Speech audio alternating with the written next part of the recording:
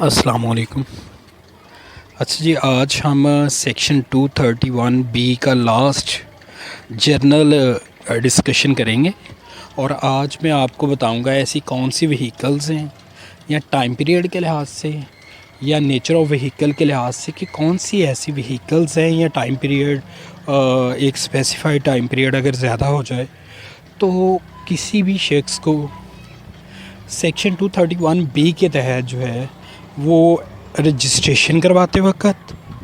किसी किस्म का कोई एडवांस टैक्स अदा नहीं करना पड़ेगा।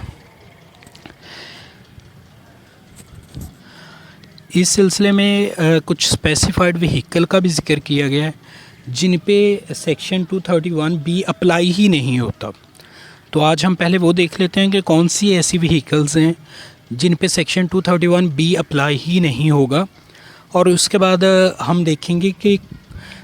वो कौन सा टाइम पीरियड है जिसके बाद किसी भी व्हीकल पे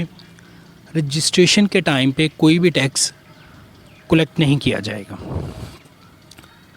ये आज का जी हमारा सब सेक्शन है 7 सेक्शन 231 बी का,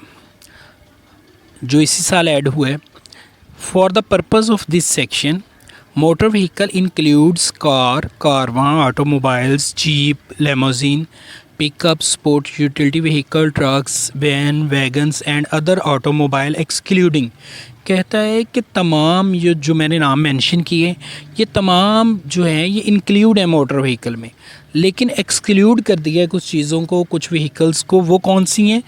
एक्सक्लूड का मतलब ये है यहाँ पे कि ऐसी ये वाली जो व्हीकल्स हैं जो एक्सक्लूड की गई हैं इन पे सेक्शन 231 बी अप्लाई ही नहीं होगा। A motor vehicle used for public transport, ऐसी कोई भी मोटर व्हीकल है जो पब्लिक ट्रांसपोर्ट के लिए यूज़ होगी वो सेक्शन 231 बी का टैक्स अदा नहीं करेगी। कैरिज फॉर गुड्स और एग्रीकल्चर मशीनरी, अगर कोई एग्रीकल्चर मशीनरी है जैसे ट्रैक्टर्स हैं या कोई और हैवी किस्म की कोई मशीनरी है जो कि स्नोइंग के लिए यूज़ की जाती है या कटिंग के लिए ग्रेप्स को, तो उस पे भी सेक्शन 231 बी का टैक्स जो है at the time of registration apply नहीं होगा। और कैरिज ऑफ गुड्स का मतलब है कोई भी कन्वेंस जो कि सिर्फ गुड्स की ट्रांसपोर्टेशन के लिए यूज़ हो रही है एक जगह से दूसरी जगह, उस पे भी ये वाला सेक्शन अप्लाई नहीं होगा। इसके अलावा है रिक्शा और मोटरसाइकिल रिक्शा, कोई ऑटो रिक्शा या मोटरसाइकिल जो चिंगची जिसे हम कहते हैं, चाइनीज़ रिक्शा जिसे हम बोलते हैं, उन पे भी सेक्शन 231 बी अप्लाई नहीं होता। Any other motor vehicle having engine capacity up to 200 CC, कोई भी ऐसी मोटर बाइक है जो कि 200 सीसी तक है, उस पर भी सेक्शन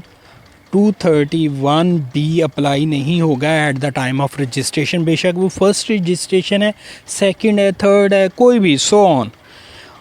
ये तो हमें पता चल गया कि कौन सी ऐसी नेचर ऑफ व्हीकल्स हैं जिन पे सेक्शन 231 बी अप्लाई ही नहीं होगा।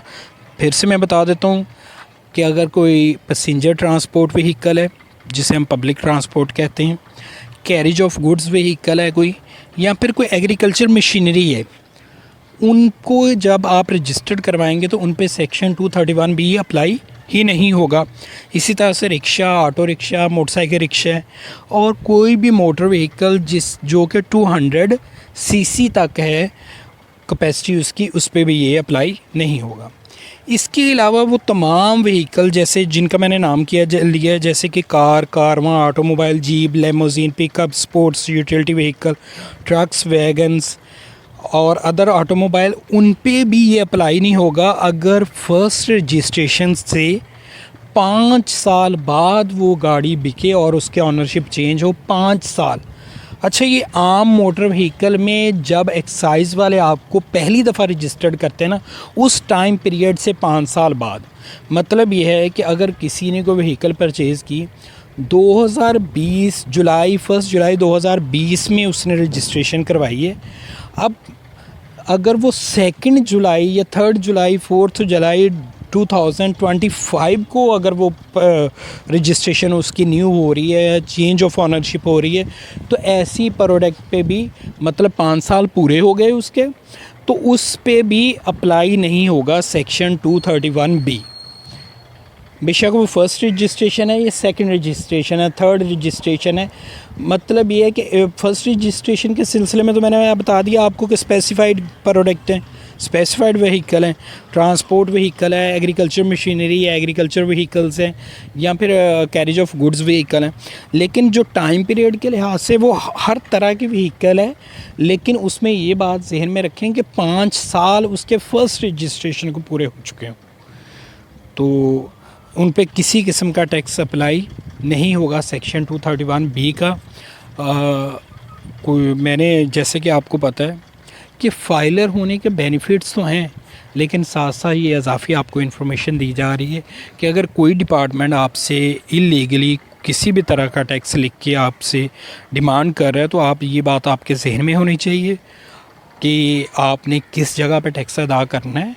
यू आर लायबल और यू आर नॉट लायबल। बहुत शुक्रिया जी।